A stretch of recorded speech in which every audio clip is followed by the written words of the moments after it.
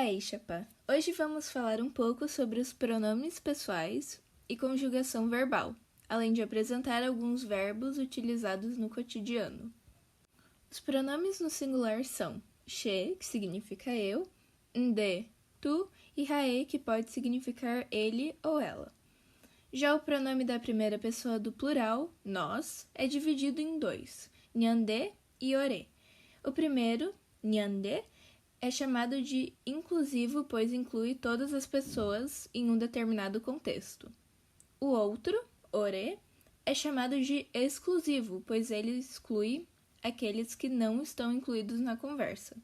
Por exemplo, ao falar nhande na sala de aula, você inclui todos aqueles ali dentro, enquanto ao falar ore, você se refere somente àqueles com quem está falando. Continuando com o plural, PE se refere a vós, e o pronome correspondente a eles ou elas é rae kuera. Repare que na terceira pessoa, o que difere o plural do singular é a adição do kuera, sufixo que será empregado em outras situações posteriores. Agora que nós conhecemos os pronomes pessoais, nós podemos falar sobre os verbos. E, bom, vai ser muito importante essa parte, porque a gente vai aprender a conjugar os verbos. E na próxima aula vamos falar mais especificamente de algumas classificações de verbos e do modo indicativo. A gente vai tocar um pouco nesse assunto agora, mas nosso foco vai ser a conjugação. E, bom, como a gente conjuga um verbo? A gente vai adicionar uma partícula em frente à raiz do verbo. Vamos começar então com o verbo che. No verbo che, a gente vai adicionar a partícula a. Então, no verbo japô, por exemplo, a gente vai falar, se eu quero falar eu faço, eu vou falar a japô, se eu quiser. Então, em uma frase, eu posso falar a japô retambae, eu faço muitas coisas. Reta, muitas, mbae, coisas. Com o pronome nde, a gente vai adicionar a partícula re. Então, vamos exemplificar isso em uma pergunta. Eu posso dizer ndepa reni e kua avani e. E bom, primeiro é importante comentar que esse ndepa do começo é o nde, o pronome da segunda pessoa do singular, com a adição de uma partícula interrogativa pa, que é muito utilizada quando você faz uma pergunta para mostrar que você está fazendo uma pergunta. E então a gente tem o reni e. Nye e é falar e o re é essa partícula que conjuga o verbo.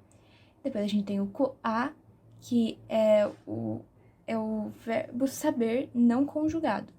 Então, essa frase ficaria: você sabe falar guarani?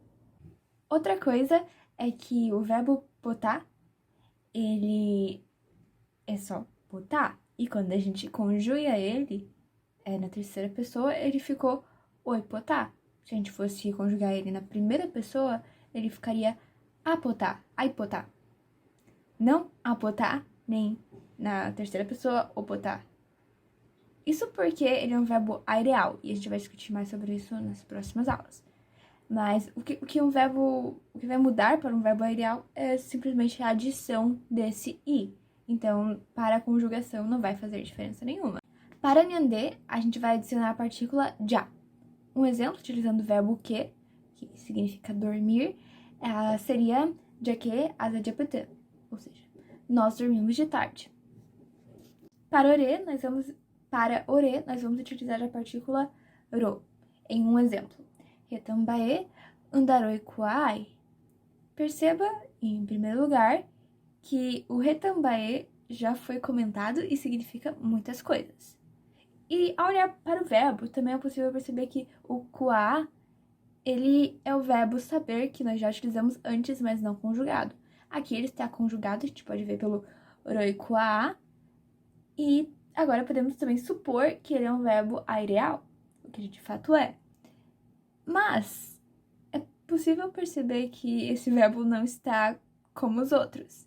Esse ndaroi kuai, ele está desse jeito com esse nda na frente e i no final, porque esse verbo está na negativa. Então, a gente está falando aqui que nós não sabemos muitas coisas. Então, o negativo ele vai ser comentado em aulas futuras, mas é importante notar que ele não vai modificar a conjugação do verbo.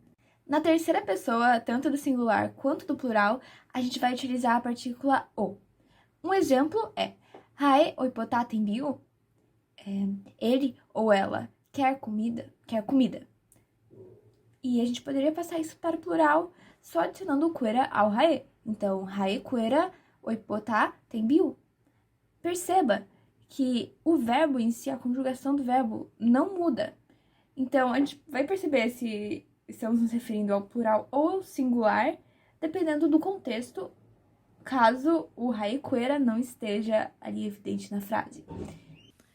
Ainda sobre o quera, é relevante comentar que em palavras nasais, chamadas de tigua, ele é substituído pelo termo nguera, ou seja, para pluralizar as palavras orais, chamadas de juruguá, se usa o quera normalmente, como em mumbaquera, os animais.